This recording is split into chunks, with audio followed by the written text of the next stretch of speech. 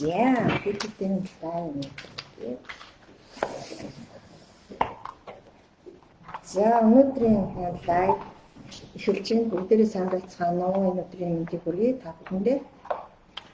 За өнөөдрийн маань сэдэв маань хөхөр хоол. За бүхний арчилгаа сувилгаа. Хөхөр хоолтойгоо холбоотой гардаг хүндрэл бэрхшээлүүд ямар арга хэмжээ авах вэ гэсэн нэг бас сэдвэр ярилцгаа инженерсэн байж байгаа. За мэдээж бүхний сүүний ач холбогдлыг бол одоо ингээд дурдал хүүхд ихэд гээд яриад байхад бол илүү цолж байгаа хэ хүн болон баг энэний талаар бол мэдж байгаа. За ер нь бол гол хөхөр хооллолттой холбоотой гол асуудал маань юу гэдэг вэ гэхээр ер нь бол хүүхдээ зөв хөлж хооллож гин үү, хөхнийхөө сүүндээ хүүхд нь цадж гин үү. За дээрэс нь хөхөр хоолтынхаа үнэлгийг хэрхэн яаж хийх юм. За хөхөр хоолж байгаа үед ямар хүндрэлүүд тохиолддгийг. За энэ үед нь одоо ямар арга хэмжээ авах вэ гэсэн ийм асуудлуудаар нэлээд түлхүү ярьсан дээр ах гэж юм чинь бодож байна. За ер нь бол мэдээж хүүхдийг хооллох хамгийн чухал хоолт ижил нь хөхнөөсөө байж байгаа юугаарч олуулчихгүй ийм хамгийн чухал хоолт ижил байгаа. За хөхөр хооллож байгаа тохиолдолд эхчүүд маань хамгийн түрүүнд юуг анхаарах хэрэгтэй вэ гэхээр гол дөрвөн арга юу асуудлыг бол хамгийн түрүүнд анхаарч хэрэгтэй. За нэгдүгээр асуудал нь бол юу вэ гэхээр хамгийн түрүүнд хөхүүл ээж маань одоо байрлал маань зөв байна уу? Одоо хүүхд хөхүүлэх байрлал маань зөв байна уу гэдгийг анхаарах хэрэгтэй. За ихэнхдээ дийлэнх байрлал маань ах юм бол одоо бидний гол байрлал маань яадаг вэ гэхээр ер нь бол болтлон ихчүүд сууж хөвөлдөг байгаа тийм. За сууж хөвөлөхөд бол хүүхдээ хөхүүлж авах тохиолдолд хит ингэж доошоо тонгоогоод зарим тийм хүүхд рүү ойртолтой тонгоос нь байх жишээ харагдчихэв. За ингээд хит их тонгоогоод байрлуулчихлаар яг гэхээр за энэ дээр коммент орж ирж байна тийм. Тонгоож байрлаж хөлөхөд ихийн маань одоо нуруунд дээр ачаал хэрэг тийм мөрж жилэх, хүзүүж жилэх нэгдүгээрт нь хоёрдугаарт нь энэ хүндрэлээс холбоотой хүүхдээ одоо нэг удаан хугацаанд хамгийн багадаа бид 30-40 минут нэг удаадаа сууж хөхүүлнэ гэж байгаа тийм. Тэгэхээр энэ хугацаанд хөхүүлж чадахгүй гэсэн ээж маань богино хугацаанд маш амархан ядардаг учраас. За тийм учраас сууж хөхүүлж байгаа тохиолдолд хамгийн түрүүнд эхчүүдэд маань хамгийн дага харагдсан одоо бидэрт энэ маань хөдөлгөөн маш их байж байгаа. Хүүхдийн асаргааны хөхүүл дээр ээжийн дээр буюу нэраа хүүхдийг амраах гэж одоо байж байгаа тийм. За энэ маань маш олон талаар бодолтой. За хүүхдийн нэраа үед нь бол ээж маань хүүхдээ хөхүүлэх үедээ хэрэглэхээс гадна за дээрэс нь энэ хүүхд маань жоохон том байж байгаа дараагаар бас тийм. За хүүхдийг одоо хөдөлгөөний хязгаарлах эвэр болж ашиглахаас гадна хүүхдийг хөхүүлсний дараагаар одоо 30-40 хэмээр одоо нэг ялгаа болгодог хүүхдийг өндөр дэрэн дээр хөвтүүлнэ гэж ярьж байгаа тийм. Тэгэхээр яг хүүхдийг 30-40 хэм өндөртөө налууд гэж хөвтүүлэхэд энэ дэр маань бас яг тохиомжтой байдаг байна. Тэгэхээр энэ дэр маань маш олон талын ач холбогдолтой. За нэгдүгээрт нь мэдээж бид нар байрлал аягүй зөв байх ёстой гэдгээс гадна хоёр дахь асуудал маань юу вэ гэхээр за хүүхдэд зөв амлуулж байна уу? Зөв хөхүүлж байна уу? Хүүхд нь хөхөндөө цадж гин үү? За хүүхдэд зөв тэрсэн байна уу гэдэг бол туйлын чухал. За энэ дэр анхааруулаад за тэрэлт бол маш чухал.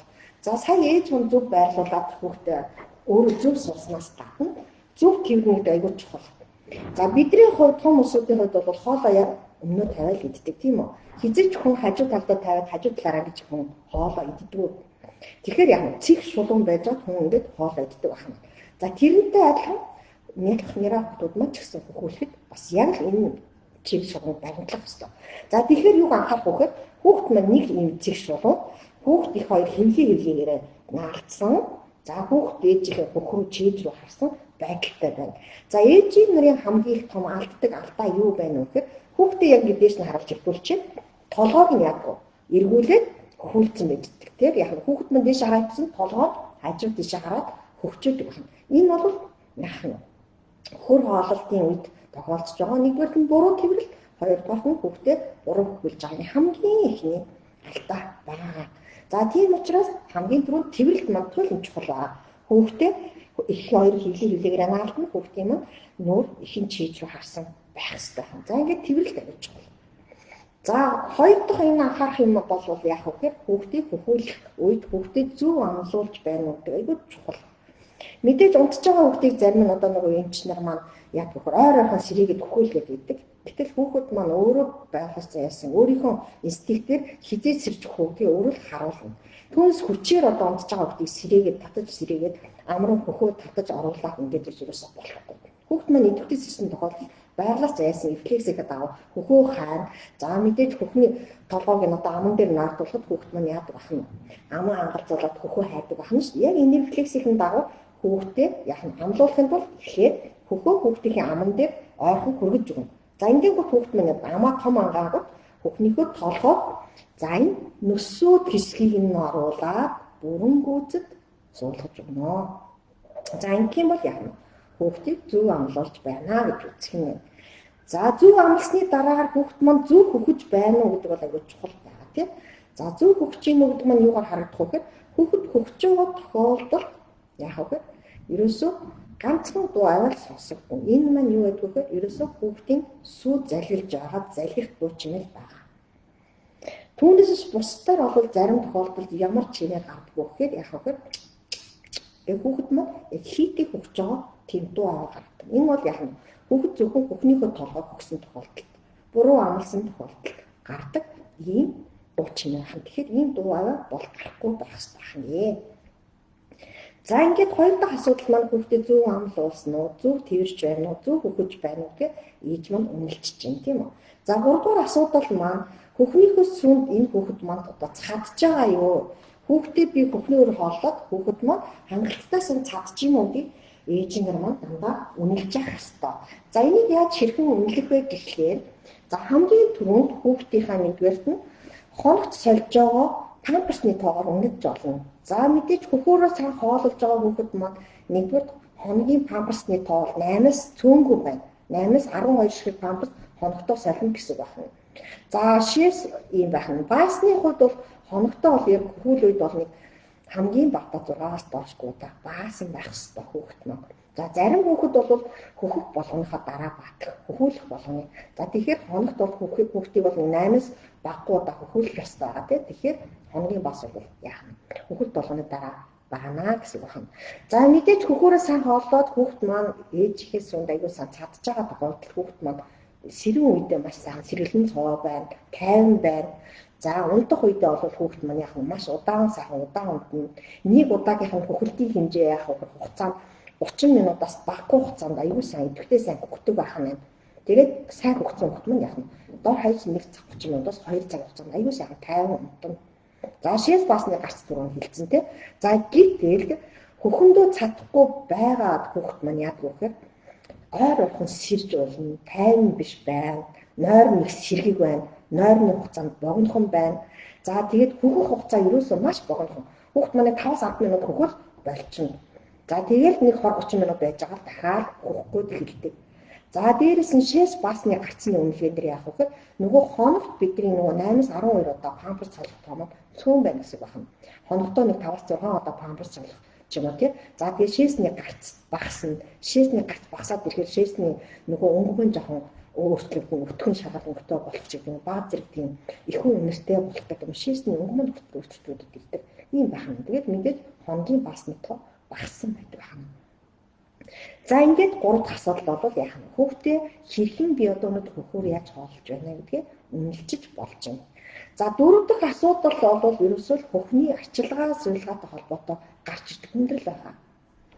За энэ маань юу байдаг вэ гэхлээр за ер нь бол эжинэр маань жирэмсэн болсноос эхлээл ерөөсөө мэдээж одоо жирэмсэн боллоо гэж хэлэхэд хөх яадаг хөх хэмжээгээр жоохон томроод эмзэгшээд ирдэг. За тэгээд жирэмсний 16 7-оноос ангир уур гэдэг маань үүсээд яах нь хүүхдийг төрсний дараагаар хөхөр хооллоод бэлэн болж байдаг байх нь. За ингээд энэтэй холбоотойгоор хамгийн их төгөмөл тохиолддог хүндрэлүүдээ чарсны яриа. За нэгдүгээрт нь яг төрсний дараагаар хамгийн их тохиолддог хүндрэлүүд ерөөсөө хөхний толгой жирэмсэн үед болон төрхөөс өмнө бэлтээгүй холбоотой хөхний толгойг байх гэсэн ийм хүндрэл тохиолдно. Хоёрдугаарт нь төрсний дараа хүүхдээ буруу амлуулах, буруу хөхөлтөд холбоотой хөх чинрэх, хөхний сууг бүглэх, үргэлжлүүлээд тэр маань яах нь хөх зангирч мастит буюу хөхний буглаа өрөвсөл үсэх гэдэг олон хүндрэлүүд маань цаашаа гараа явчихна. За мөн төгөөмөл тохиолдог нэг хүндрэл маань юу ах вэ гэхээр ерөөсөө хөхний толгой харах ийм хүндрэл байж байгаа. За тэгэхээр хамгийн ихний бэрхшээлийн талаар дэлгэрэнгүй тайлбарчлаа тийм. За хамгийн ихний бэрхшээл бол юу гэхээр ерөөсөө ээжийнэр маань жирэмсэн болоод ерөөсөө төрхөөс өмнөх хугацаанаас нэг 2-7 хоногоос 3-7 хоногийн ойролцоогоор 14-с 21 хоногийн өмнөөс эхлээд хөхнийхөө толгой заавал бэлдэх ёстой. Ерөөсөө жирэмсэн ээж болгон. За энэ яаж бэлдэх вэ гэхээр нэгдүгээрт нь хөхний толгой хагарахаас сэргийлээд усанд орж байгаа тохиолдолд хөхнийхөө толгойг яах нь халуун хүйтэн бүлээн уцаар маш сайхан цочроод угаан шүршиж хөхнийхөө толгойг угаана. За нойтон ачуураар хөхнийхөө толгойг арчиж өгнө. Энэ маань яг үгээр хөхний толгой эргэн тойрны арсыг яадаг бэхжүүлж өгдөг. Ингэснээсээ болоод яах нь хөхний толгой хагарахаас сэргийлт энийг арга байгаа. За хоёр дахь арга нь яг үгээр хөхний толгойгүй ээжийнэр байж болно тийм ээ.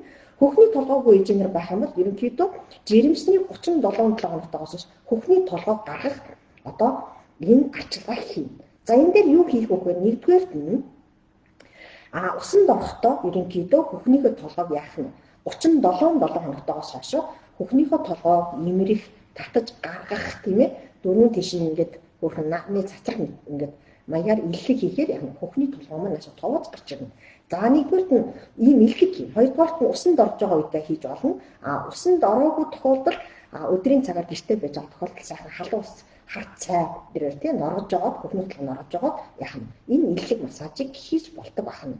За тэгээд сүүлд нь жирэмсний төрхөөс 2-7-оос 3-7 хоногийн өмнөөс болж игэл хатуулахдаа нэг ялангуяа хит их хөх барьсан левчгнээс татгалзах хэрэгтэй. Бүр левчг зүүхгүй байсан ч болно.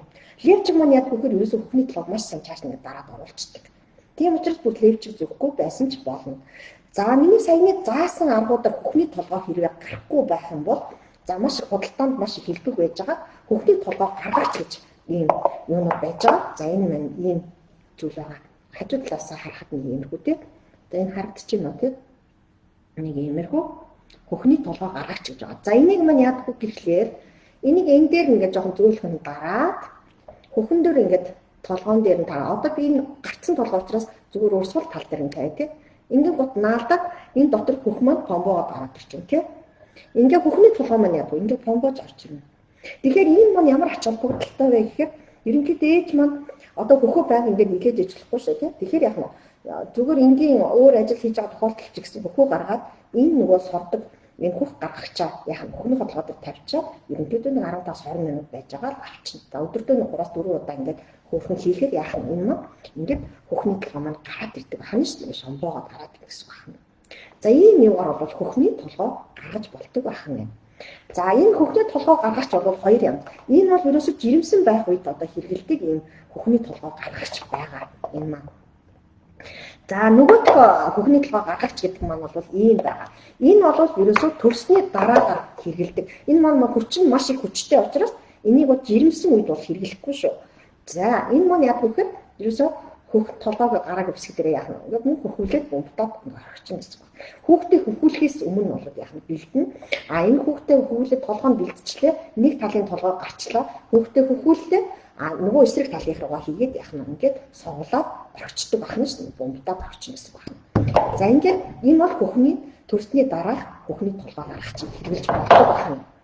За жирэмсэн үед бол хөхний толгойг бол ингэж бид нар бэлдэж болдог байна.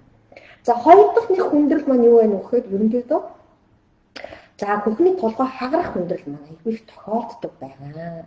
За энэ хөхний толгой хагарна гэдэг маань юутай холбоотой вэ гэхээр нэгдүгээрт нь түрүүний хэлсэн дээр дурдсан тийм ээ нөгөө жирэмсэн байх да хөхний толгой сэргийл хагарахаас сэргийл хөхнийхөө арьсны толгойн арьсыг бэхжүүл нөгөө угааж массаж илтэг хийж ингэж байгаагүйтэй холбоотойгоор яах нь хүүхд гинт төрсний дараа хөхүүлээд ирэхээр арьс маань маш эмзэгссэн ингээд хөхний толгой хагарна. За хоёр дахь шалтгаан маань хүүхдийг буруу хөхөлсөнтэй холбоотой. Ерөөсөө хүүхдийг хөхөх яг нөгөө өөрийнх нь рефлекс байгалаас зайсан рефлекс үүсээгүй байхад нь хүчээр амийг татаж ангаалгаад хөхний толгойгоо оруулах. Үгүй бол хүүхдийнхээ хөхний толгойг амд нь буруу зуулгасантай холбоотойгоор яах нь хөхний толгой хагардаг. Ерөөсөө ганцхан толгой хөхүүлснээс болж яах вэ? Хөхний толгой хагардаг. Ийм шалтгаантай байна. За хөхний толгой хагарсан тохиолдолд ямар арга хэмжээ авах вэ те? За энэ тул хэд хэдэн арга хэмжээ байж байгаа. За нэгдүгээр нь мэдээж хагарсан байлаа гэж хүүхдээ хөрөхгүй байхгүй хөхүүлнэ. За мэдээж их маш хэмжээний том хэмжээтэй хагараад цус сүрж гоожод байгаа тохиолдолд тухайн хөхөө саагаад хүүхдтэй саасан хөхийг өгч болно. Өгвөл нөгөөдгийнхаа хөхийг хөхүүлнэ. Хэрвээ энэ талынхаа хөхийг хөхүүлэхгүй байгаа тохиолдолд тогтмол маш саад сулж явах хэрэгтэй байх юм тийм. За тэгээд хөхний толгойн хагаралт эдгэрсэн тохиолдолд цус гарахаа болох юм бол хүүхдээ үргэлжлүүлэн хөхүүлнэ. Тэгээ болж өгөх юм бол хүүхдийн хөхийг хөхний толгойг бус өсөөдөө эсгийн лав ингэж зуулаад хөхүүлэх ёстой. За хоёрдугаар арга хэмжээ хөхний толгой хагарсан үед ямар арга хэмжээ авах вэ? За мэдээж энэ арга хэмжээнүүдийг аваад үр дүн өгөхгүй байх юм бол мэдээж хөхний толгой хагарсан үед бас авдаг арга хэмжээнүүд байгаа. Энэ маань юу гэдэг вэ? Хөхний толгой хагарсан тохиолдолд энэ хөхүүлдэг хүүхдийн ийм хамгаалалтын юм байгаа. За энэ маань энэ хөхний толгой хагарсан үед хэрэглэхээс гадна одоо энэ түрүүний би бас юун дээр хэлсэн юм те хөхний толгойгоо ээжийнэр бас энийг болоод яадаг хэрэгэлдэг байж байгаа. Энийг ийм хөхний толгой ах нь шүү дээ. Силикон юм. Энэ маань яг хөхөөр ерөөсөө хэмжээтэй хүүхдийн нас хөөс идэртэй хамаарсан бас хэмжээтэй байдаг хана. За өшөөний хэмжээтэй нэг нэж те хүүхэд маань арай жоохон том болоод ирэхээр бүр энэ өвчний толгой шиг ийм бүрх өвчний ийм хэлбэртэй болоод ирдэг. За яг дөнгөж төрсний дараагаар бол яах нь те бид нар маань ийм силиконы ийм зөвлөхөн хөхний толгой гарчиг энэ хөхөн дээр наагаад ингээд наачаад хүүхдэд хөхүүлдэг байна. Энэ маань хөх толгой хагарсан үед нэгдүгээр хэрэгтэй. Хоёрдугаар нь хөхний толгой бэлтгэгдээгүй хөхний толгой шигдсэн тохиолдолд энэ маань бас хэрэгжилж болдог. Ийм байна. За гурав дахь хөхний толгой хагарсан үед хэрэгэлдэг нэг том одоо тусламжийн нэг хэсэг болох юм бол юу гэхээр ерөнхийдөө хөхний толгой хагаралтанд хэрэгэлдэг одоо хөхний толгой хагарсан хэсгийг нөхөн төржилтийг сайжруулдаг тос байгаа. Одоо хамгийн түрүүнд худалдаанд байж байгаа тос бол бифантин гэдэг тос бол манай эжинэр бол маш сайн мэдж байгаа. Энийг хэрэглэнэ. За ингээд хөхний толгой хагарсан үед бол ийм арга хэмжээнүүдийг бол бид нар авдаг ханаа. За ингээд ийм гурван шиг юу байдаг байна. За дараагийн хөхний хоолтой холбоотой гарч байгаа нэг том бэрхшээл нь юу гэдэг вэ гэхээр за хөхний толгой хагарсан хөхний толгой шивтээс гадна хөх маань чимэрч зангирах ийм асуудал байна. За ер нь бол төрсний дараагаар нь 2-3 хоногтоос эхлээд хөх маань яг гэхээр ерөнхийдөө хэмжээгээрээ томорч ирнэ. Жохон имзэгшиж өвдөн ийм шинж гарч ирнэ гэдэг нь яг гэхээр ерөнхийдөө сүүжих процесс нь идэвхжээд ирчихнэ л гэсэн. Тэгэхээр яг нь хөх маань хатураад хүндрээд ирдэг байна.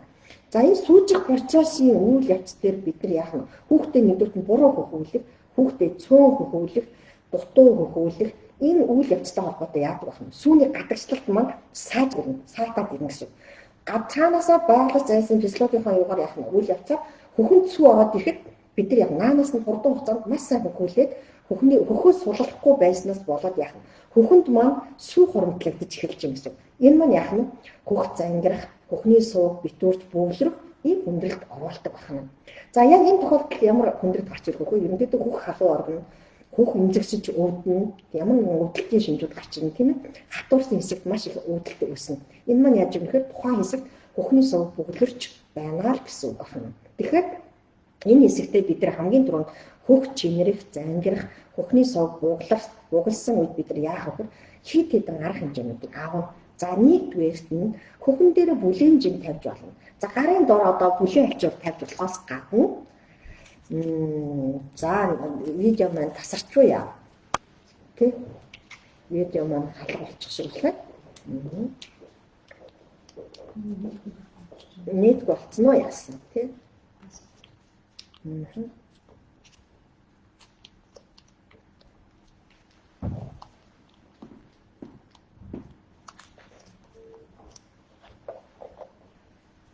Интернетээс алдсан уу тий?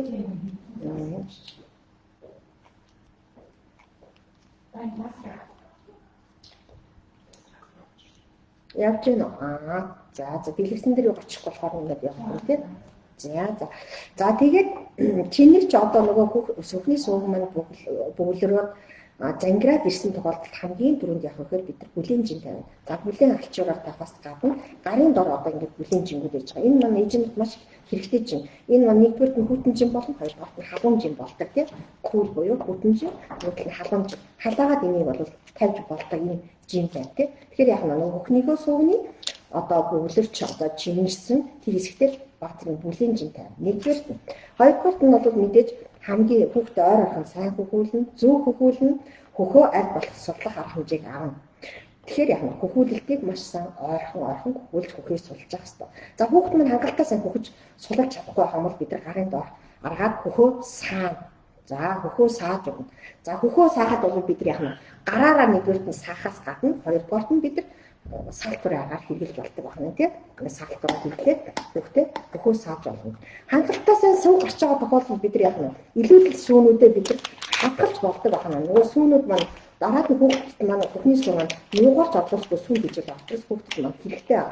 За энэ угжин тухайн хүүхдийн хөхүүлэх хооллох сүүгээ бид нар саахаас гадна хадгалах энэ уугтанд шууд ингэ саад болдог бүхэн дээрээс төхнөөс. За тэгээд яг нь саагаад аваад энэ уугтанд хадгалагдсан сүүгээ тухайн өдрийнхөө он сар өдрийг тавиад яг нь хүүхдийн сүүгээ хадгалж болдог байна тийм үү. За ингэ сайн саахаас гадна за хоёр дахь дараагийн гурав дахь арга хэмжээний яг аль болох тэр зангирсан газар дээр нь бид нар зөөлөн илтгэж хийж өгнө. За мэдээж сайхан товшиж иглээд цочроогоод за тэгээд тухайн газар дээр нь зөөлөн нухаж тарах тийм ээ зөөлөн илтгэх хийн. За тэгээд дээрэс нь яах нь хөхөө цааш нь тэр сувг руугаа дарж шахаад хөхөө сайн дараад шахаж саадаг байна. За дээрэс нь яах нь хөхнийхөө эргэн тойрон нарны цацар хэмжээтэйгээр илтгэх юм. Толгойн хэсгээс эхлүүлээд цааш нь нарны цацар хэмжээтэйгээр илтгэх тойрон илтгэх юм. За мөн яад бах нь хөхнийхөөс унгнаас нь сувгрын хөхний толгоороо чиглэсэн яах нь ингэж илтгэх хийж өгдөг байна шүү дээ. За ингэж илтгэх хийгээд яах нь аль болох зангирсан хэсгээ, чинэрч байгаа хэсгээ, сувг бүглэрсэн байх магадлалтай хэсгүүдийг заавал бид нар суллаж өгөх хэрэгтэй байна. За дараагийн нэг том хүндрэл маань юу гэдэг вэ гэхлээр за хөхний мэн сувг чинрээд сувг бүглрөөд хөх маань зангирсан энэ хүндрэл маань цаашаа бидэрт юу төрөдгөө гэхээр хөхний буглаа буюу өрөвсөлт хүрдэг байна тийм. За энэ маань юутай холбоотой гэхээр одоо мэдээж ээжийн дархлаад нэг төрсэн ээжийн дархлаас бол байна. За тэнд удаан хугацаанд сүү хоригдлогдсоноос болоод тэр маань явах нь буглаа өсгчдэг байна шүү дээ. За энэ тохиолдолд мэдээж нөгөө төрөний шинж тэмдэг байгаа шүү дээ. Нэгдүгээрт нь хаавдах, улайх, халуун оргих, өвчтөө, эмзэглэлтэй байх гэсэн дөрвөн шинж тэмдэгтээс гадна ээж нь халуурч эхэлдэг. Ерөөсөө 38 хэмээс дээш ээж нь халуурч эхэлнэ. За ингийн бол бид нар яах нь ерөөсөө эмчид хандаж ерөөсөө хөхөө үзүүлнэ, амжилт хэмжилгээ хийх үү, хийхгүй юу? Үнэхээр яг хөхний буглаа үүсгэх үү гэдгийг бид нар зайлшгүй аншлуулж эмчилгээнийхээ арга хэмжээг зөв сонгох хэрэгтэй байна. За ямар ч гэсэн хүндрэл бэрхшээлүүдээр болоод ийм юм байж байна тий. За зарим ээжнэр маш их асуудаг. Ер нь бол хөхөр хооллолтын үед одоо хөхний хэмжээ бага байх нь хөхөр хооллолттой холбоотой өдр гэдэг нэг асуудаг. За ер нь бол хөхний сүүжих процесс ерөөсөө жирэмсэн байх үеэс л мэдэгдэж эхэлнэ. Жирэмсэн болсон үеэс эхлээд ер нь бол хөх маань хэмжээгээр томроод баг зэргийн өвдөлт үүсгээл эмзэгшээл эхэлдэг тий. Гэтэл зарим ээжнэр төрхөөс өмнө яадаг хөхөнд нь ангир ураг үүсээд хэвийн байсан хөх маань хэмжээнээс маш их томорсон байдаг. За ийм тохиолдолд бол маш их сайхан сүүжих процесс илүү явагдав. Гэтэл зарим ээжнэрт маань яадаг хөхөнд ямар нэгэн өөрчлөлт байхгүй. Төрөн төртөл ерөөсөө өөрчлөлтгүй ангир ураг үүсэх ийм процесс. За ийм хүү тохиолдолд бол яг сүүжих процесс нь жоохон удаашлах тийм ээ. Сүүний гарц баг байх ийм магадлал бол өндөр байж болно. Гэхдээ том ч жижиг ч ээж минь хөхний дотор хүүхд сүү өсгөх булчирхаанууд маань хүүхэд байж байгаа учраас энэ жижигхэн мэнтэй байлаа гэд хүүхд маань цадахгүй хөхөндөө байна гэсэн ойлголт байх. Тэгэхээр хөхний юм нь бол хэмжээнээс бол хамаарахгүй гэдэг нь маань чинь харах хэрэгтэй байна. За хөхний арчилгаа суулгааны ерөнхий зөвлөгөө маань явлаа. За өөр асуулт манайхан байна уу? Асуух зүйл байна уу? Ямарч миний нэг камер дээр юу ачихгүй лээ. Тийм. Үндсэндээ өнөөдрийн хэлж ярих зөвлөгөө маань ингээд арчилгаа суулгааны зөвлөгөө болчлоо. За тэгээд яг лайв хугацаанд орж ирж амжааг усууд маань үргэлжлүүлээд дараад нь лайваар бол нөхөд үцгэд бол болно. Энэ лайваар бол дахид давтаа хэлэхэд ерөнхийдөө хөхөр хооллолтын үед анхаарах гол асуудлуудын талаар ярьсан байж байгаа. За эргээд дахиад нэг товчхон одоо ярилцсан сэдвэнийг дахиад ярихад нэгдүгээр нь бол хөхөр хооллолтын үед анхаарахыг гэдэг асуудлыг бол яриад сайн өглөө. Үүнд юу авах вэ? Хөхөр хооллолтын үед ээж юу анхаарах вэ гэдэг бол ярьсан. За үүнд хүүхдээ хэрхэн зөв хөхөрлөх үү, хэрхэн зөв амлуулах уу, за хөхөр хооллож байгаа үед хэрхэн одоо хөхөр хооллолтынхаа явцыг үнэлж болох уу, за дээрэс нь хөхөр хооллолттой холбоотой ямар одоо хүндрэл бэрхшээлүүд гардыг энэ үед ямар арга хэмжээнүүд авах уу гэдэг талаар дэлгэрэнгүй сайхан зөв хэмжээг таахан түрлээ. За баярлалаа.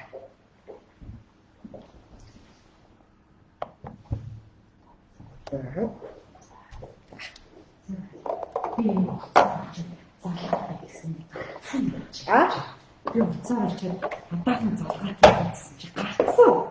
Зүгээр явж гинөө. Зүгээр ирсэн. Тийм үү. Би ч одоо тэгэл алга болчлаа. Би тэгтэл баскетбол харж ирсэн. Амар сэжиглээд би ч одоо зүгээр яачлал гэж бодож шүү дээ. Яаж ч юм яагаад би нэг ухсараад бэлтгэж гарцсан босоо. Яг юм болсон шалгалтад Яг ямар амттай лайв юм чинь тийм үү. баскетбол хоёул бүр яаж юм. Лайв чи ямар амттай. Ань дуусан юм салхацаа. Юу ч юм. Энтрэг байна уу?